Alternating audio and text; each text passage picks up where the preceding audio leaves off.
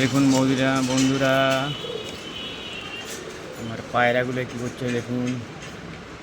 খেতে দিয়েছি, সব মারপিট করছে।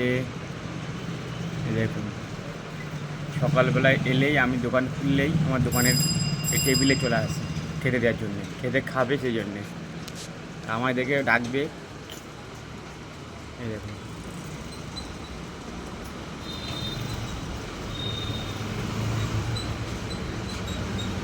আগে দুটো ছিল, এখন 8টা হয়ে গেছে, বাড়ছে দিন দিন।